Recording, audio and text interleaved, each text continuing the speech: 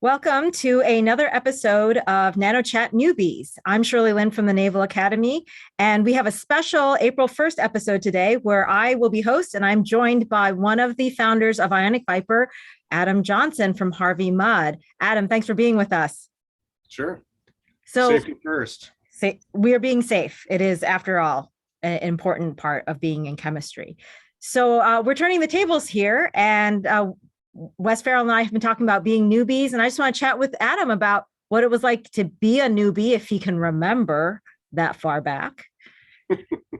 I can't. I mean, I have some memories of the first couple times I taught inorganic chemistry. I taught it in the big lecture hall downstairs. I love that room, and it's been renovated, so it's not the same anymore. But one of my most distinct memories that I learned about teaching is that inhaling and exhaling uses a certain volume of air, and talking does not exhale as much air as exhaling does. And so what I would find is I would be nervous, and so I'd inhale and talk, and then inhale, and then talk, and then inhale, and I all of a sudden I would like have all this air, and I would have to just like stop and exhale like this huge breath and then start over again. And I was just really nervous about teaching. I wanted to do a good job. I wanted to, the students to learn the material, and that's just the physical manifestation of just everything that was going on.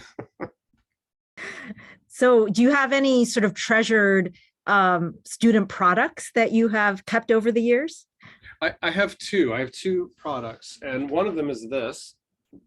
This is a box of chemicals from the lab that I keep meaning to send to a student, and so you can see that they're still in here. So there's some Werner complexes. I don't even know what's in here. Some nice crystalline yellow thing. And these, of course, belong to Kyle Grice. I keep meaning to send those to Kyle. But what I think you're really asking about is the NanoBus, which I found. This is an 18-year-old student product. It was just before my very first sabbatical. And Kyle gets to participate in this one as well. Wow.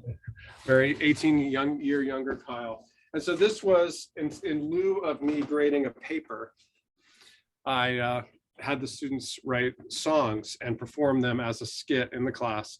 And the songs had to do with nanoparticles, cisplatin, I don't even remember what else, but they performed the songs, and I didn't have to grade the papers. It was really great. It sounds like a win-win for all. And what did they learn about nanochemistry from this? Well, 18 years ago, I probably could have told you that, but I mean, they had to write a little report, and then rather than read the report, they performed it as a skit, and everyone has sort of had fun with it. It's May, no one wants to work, and I know that they learned the material, and maybe each team learned their part, and they didn't all learn the same stuff, and that was okay. And that's I guess that's a good take home. Is I've done a couple activities over the years where not everyone has to come out of the class with the same information. Like if this student learns about boron, and this student learns about nitrogen, and this student learns about silicon, and I've done element reports, it's okay if that then doesn't go back into the classroom. One student will come out of it with one thing, another student will have something else. That's okay. How would you say your course has evolved over the years? It has evolved a lot. The last time I really redid the course was probably 5 years ago, and that's chronologued on the VIPEr blog. Sort of those, what are those called, the bites, where I wrote the inorganic chemistry train wreck from like probably 5 years ago, where I decided to start with crystal field theory, the spectrochemical series, and Tanabe-Sugano diagrams. Like that's the first week of class, and people were like, "You're crazy."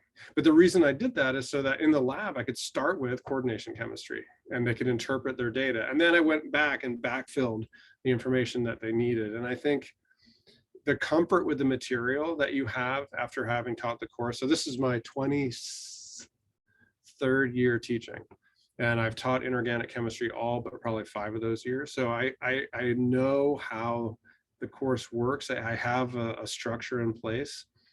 So Yeah, I start with some pretty advanced stuff and then backfill the more basic stuff afterwards. So it's weird. It's a weird course. I don't recommend doing that. Well, as you mentioned, trying to align with the lab was a big motivator, and we are about to publish. IONiC VIPEr has a paper in press now on our lab survey about how inorganic lab is taught. So it's interesting to think that there are many considerations to how you structure a syllabus. For those students who went through that curriculum, would you say they walked away at the end appreciating how you started? Yeah, I think so, because I am very deliberate about how I point forwards and backwards in my course. Like at the beginning, I tell them, look, I'm going to just give you a bunch of information. I'm not going to prove it. I'm not going to support it. I'm not going to derive it. We're just going to use it. And then I'll come back later and prove it and derive it. And then I'll remind you where it came from. And so when it comes in, then they can see it. And then I can also, like, in 2 weeks, you're going to need this. Remember 2 weeks ago, we talked about, octahedral crystal field splitting. Well, now here in the UV vis spectrum, we can see how that applies. And I think getting up above the landscape of the course is something that you can only do after you've taught it a number of times. I think the first time you teach a course, you're just trying to get through it, right? I mean, we all are that way. And the second time you teach a course, for me anyway, you can always recognize that, oh, I could have done better, because normally I know at what level I can reach and I didn't hit it. And then like the third time and beyond, you can really begin to provide those benchmarks and signposts for the students so that they can really see the connections. So for example, I'm doing organometallics right now, and I talked about crystal field splitting. I reminded them, oh yeah, we know this. And this is going to come up again in 3 weeks when we talk about hemoglobin and the high spin, low spin conversion for binding oxygen, right? So that's something that you can build into your course once you know where you're going to be. And that only comes with having gone through it. Well, it's hard for me, in the middle of year one of doing it to imagine having that comfort level, but I'm looking forward to it for sure. Really, really looking forward to it. Do you have any other memories to share before we sign off? Well, I mean, in some sense, this whole course is going to be a memory, because Harvey Mudd is not going to ever offer this course again after this year. I'm going on sabbatical next year, and when I return from sabbatical, we'll be teaching a sophomore level course.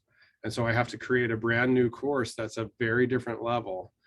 And Kathy and I are going to work on that together somehow over the next year and a half, try to figure it out. So yeah, it's kind of a swan song, right? Like, oh, this is it. This is the last time. And I'm going to be a newbie, and you can interview me in 2 years. And because I'm going to be teaching brand new material in a new way in 2 years. So ask me then.